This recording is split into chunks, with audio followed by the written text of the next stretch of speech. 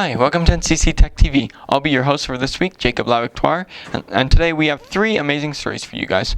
First off, we'll be going off with Tanner to see Professor Archie Hughes, who's come to Nicholson to demonstrate architectural design to all the students here in the tech design class. Then, we'll be going off to meet at the Belleville Public Library, where we're going to go see some of the programs that they offer there. Then, we'll be going back to Tanner, who will be going to the NCC Library, where we're going to learn a bit about National Poetry Month. Off to Tanner now.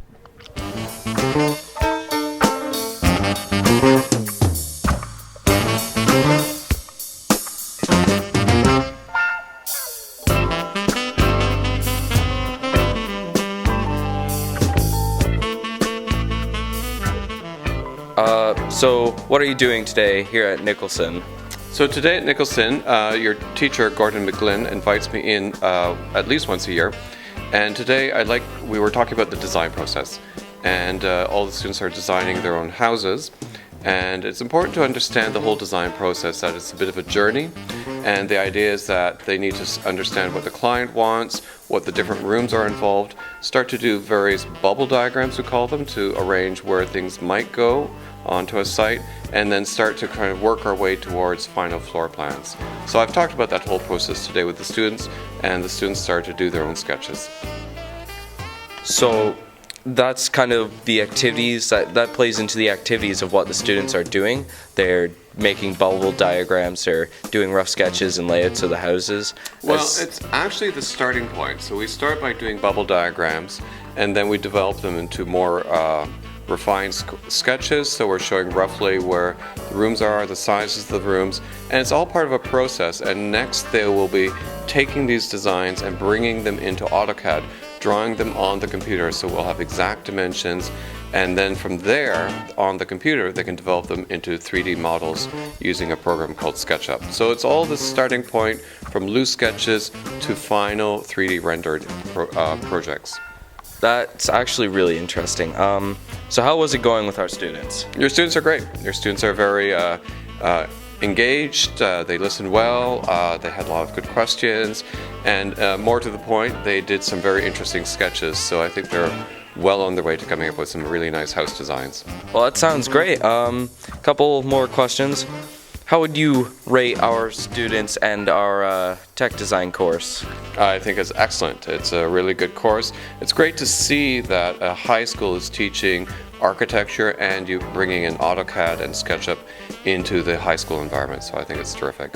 Yeah, a lot of other schools generally don't get this option. They don't generally get the choice to learn AutoCAD or SketchUp because a lot of people don't know how to utilize those, including a lot of teachers. So, and last question, do you have any last plugs for Loyalist? Oh, absolutely. So it's a terrific college.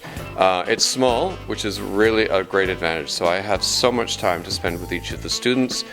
Most of the programs are in one building, and so it's like one giant family. It really feels that way. We're all engaged. We're all in the same college. We see people. It's very friendly. And again, the small class sizes have been great because I can spend so much time with each student. Wide needs to be 20 feet deep, and then we would start to use our scales and draw these rectangles at the proper size to a scale. And then we start to keep working at, oh, we've got some space for a closet there. I can make these doors here. So we keep it kind of loose, get the rooms in the right spot around on the site, and then we start to use our scale. So it's a three-step process. Bubble diagrams, which it shows us the arrangement and how rooms are adjacent to one another. We start with that diagram and we try to make a rough floor plan that makes sense of it. That's the end of our interview with Professor Archie Hughes from Loyalist. We'll now be going back to Jacob. Off to you, Jacob. Thanks for that amazing story, Tanner. Now we'll be going off to meet at the Belleville Public Library.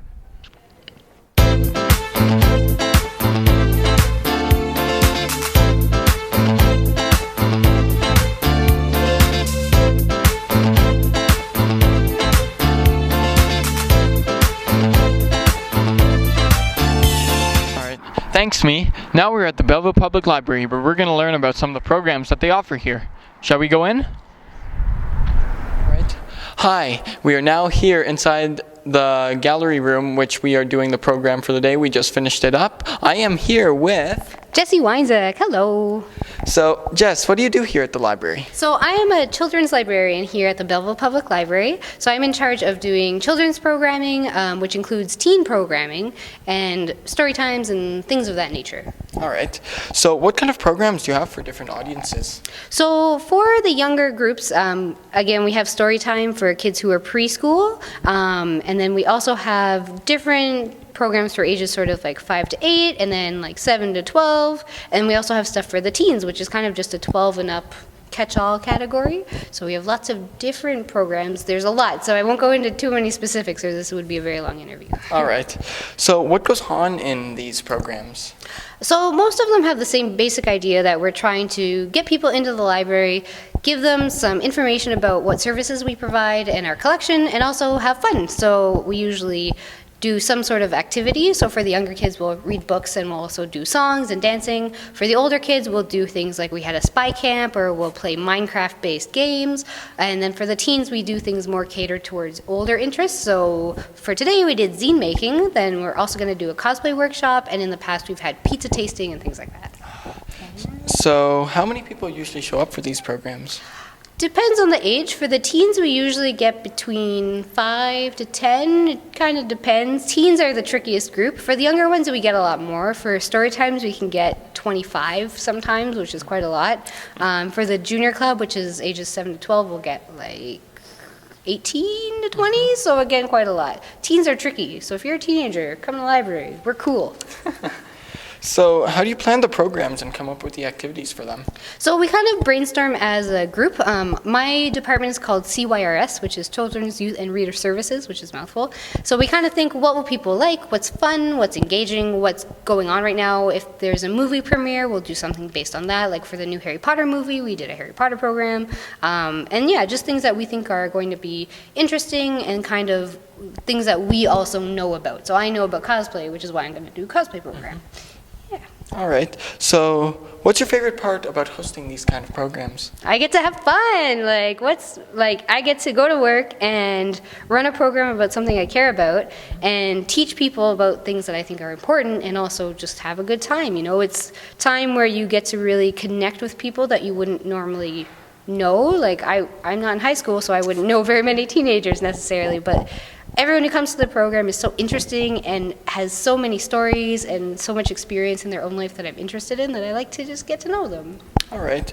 So what was in the program we just saw tonight anyway? Like what happened? Zine making, most people don't know what zines are. It's short for magazine, and it's like a do-it-yourself kind of magazine. So basically I told everyone what a zine is. I had some visual examples of what they look like, because they're a little different than typical magazines. Usually they're smaller. And then we had a how to make a zine instructions, and then just some free time where people could go through some magazines, cut stuff up, paste it, draw, write, do whatever they wanted, and get their creativity out. All right. So do you have anything you want to say to the viewers about the library? Anything at all? Come to the library. I promise we're cool. I'm not just an old person who's saying that for the sake of saying it. If you have ideas for programs, please tell us, because we want your feedback. We want to do stuff that you guys think is interesting and fun and that you would want to come to. We don't want to just be like, I'm a grown-up who knows what a teenager wants, because obviously that's not how it actually is. So come to the library. We have more than books. We have all kinds of stuff. It'll be great. Thanks for coming for the interview, Jess. Thank you so much. Thanks and we'll be going out now, going downstairs, maybe taking a look around, and we'll be heading out.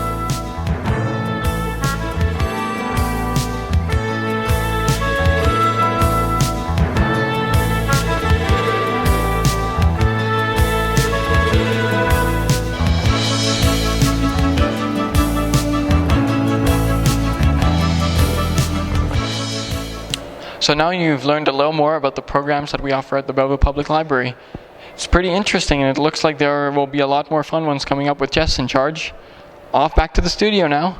Thanks for that great story, Me. Now we'll be going off to Tanner, who will be teaching us a little bit about National Poetry Month.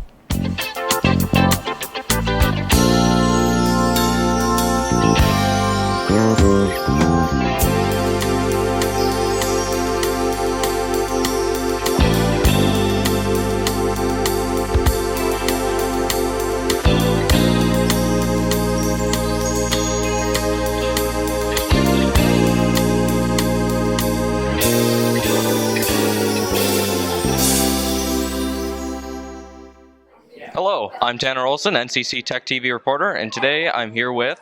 Ms. McGrath. We will be interviewing her on National Poetry Month.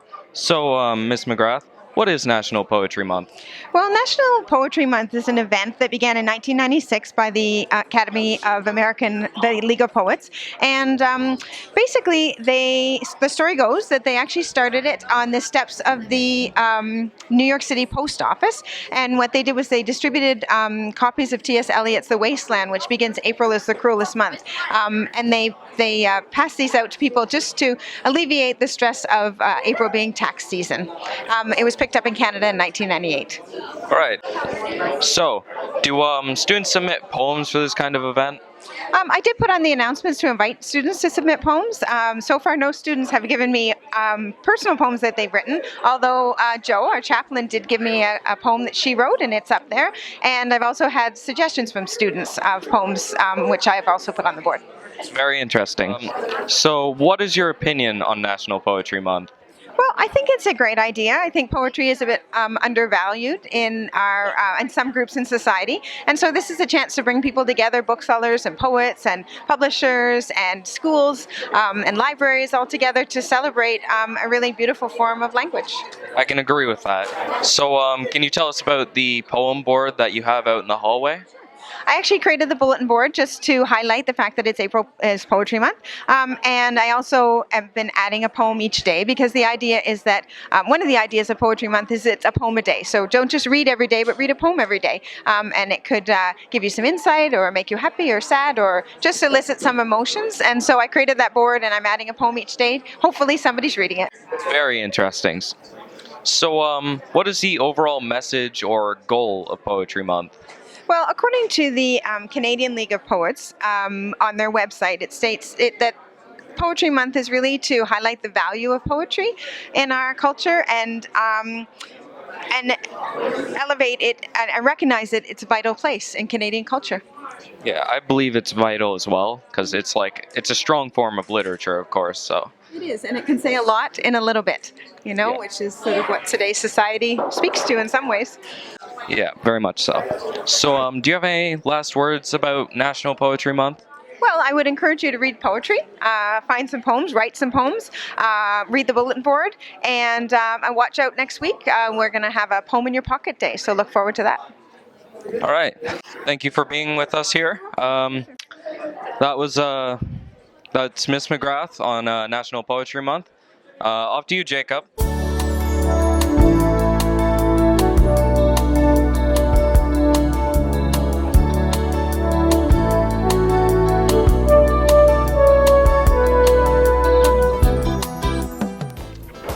Thanks, Tanner. Well, that's been our show for this week. I'm your host, Jacob BELP01474. Thanks for watching NCC TECH TV, and we will see you next week. Goodbye.